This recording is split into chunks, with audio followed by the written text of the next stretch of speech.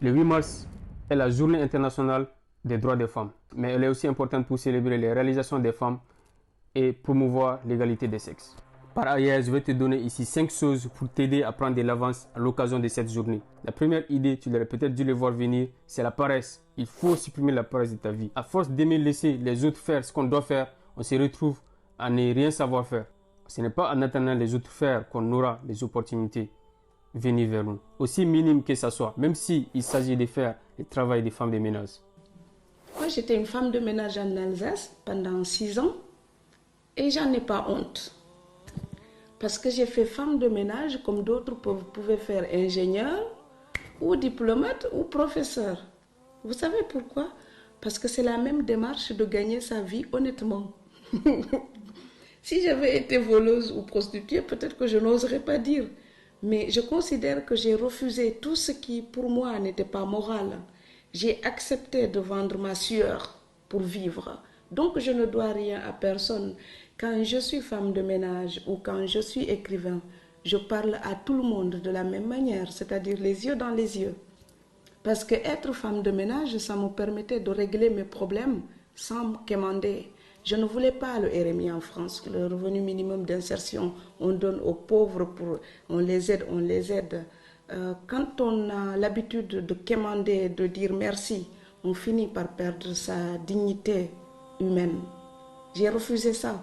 Je préférais être une bête de somme, un âne, travailler dur, parce que travailler dur me permettait d'être consciente qu'en tant qu'être humain, j'assumais ma responsabilité vis-à-vis de moi-même.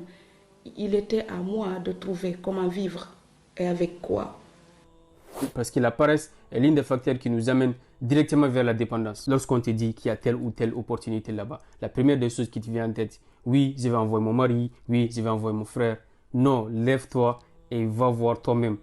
Comme ça, tu auras tes propres expériences aussi. Et même si ça ne se passe pas bien, tu apprendras. Il ne faut pas seulement te dire que parce que lui, il sait mieux faire que je dois l'envoyer. Mais tu dois partir comme ça, la prochaine fois, tu feras mieux aussi. Parce qu'on peut aussi dire que la seule raison qui te pousse à envoyer quelqu'un d'autre, c'est parce que tu as un manque de confiance en toi. Et cette manque de confiance va aussi t'amener vers la dépendance. La deuxième idée et leçon à garder désormais en tête est de ne plus avoir peur. Dès lors que la peur arrive à t'envahir lorsque tu es en face d'une situation, il faut aussi se dire que c'est déjà perdu d'avance. Et il ne faut pas confondre la peur et le stress.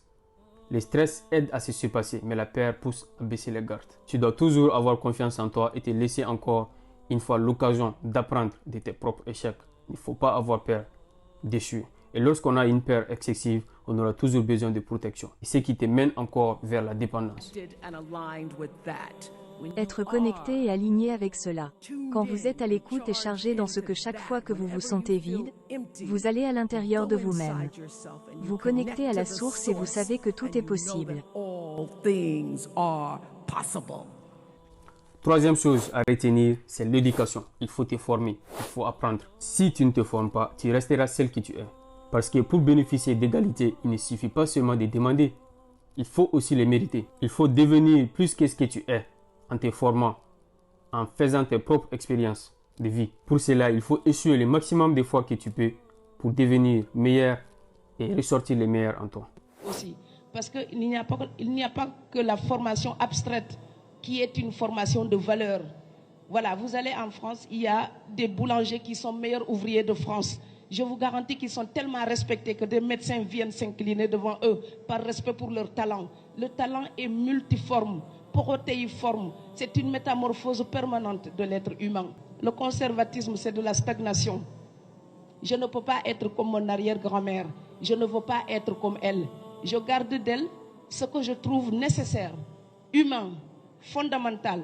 Mais tout ce que je trouve chez Marguerite Yourcenar, je prends et j'ajoute. Parce que si vous ne prenez pas sur les autres cultures prendront chez vous pour s'enrichir encore davantage. Je te partage ici l'exemple sur le célèbre Thomas Edison qui a échoué plus de 1000 fois avant de pouvoir inventer l'ampoule électrique. Et qu'est-ce qu'il dit?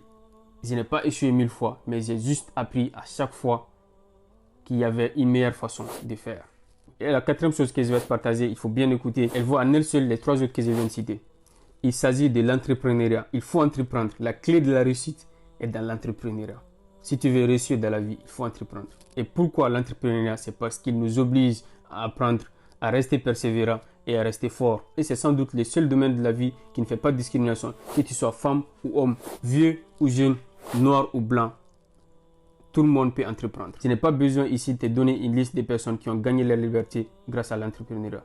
Je profite pour te partager cette anecdote que ma mère me partage très souvent à propos de mon grand-père. Elle me dit qu'à chaque fois qu'il y avait un grand événement organisé à la maison, ils étaient inquiets. Et lorsqu'on demande à grand-père, es-tu sûr qu'on pourra organiser un tel événement à un tel délai? Il répond, oui, bien sûr. Dès que l'événement est annoncé à tout le monde, c'est comme si c'était déjà fait. Il dit c'est comme si c'était déjà fait parce qu'il savait que l'alternative était aussi une option. L'obstacle est inévitable, l'alternative est aussi une option. Quand ça arrive, on y fait face. Et on ne peut pas éviter tous les obstacles si on ne se met pas déjà en route. Et pour finir, il faut savoir que tu peux être bon dans plusieurs choses et quand même ta valeur ne sera pas reconnue par tous. Il peut t'arriver des choses que tu qualifies de discrimination ou de manque de respect. Alors que la première idée qui doit te venir en tête est que cette personne qui est en face de toi ne connaît juste pas ta vraie valeur ou qu'elle est juste assez quoi pour ne même pas reconnaître quel est son réel besoin. Tu peux prendre ce que tu viens de qualifier de discrimination et l'utiliser pour te performer et devenir encore meilleur que tu ne l'es. Et qui sait, tu pourras peut-être un jour dépasser cette personne qui vient de te refuser. Je réitère en disant bonne célébration de 8 mars à nos mamans, à nos sœurs, à nos femmes et à nos filles. Merci d'avoir regardé la vidéo. Peace.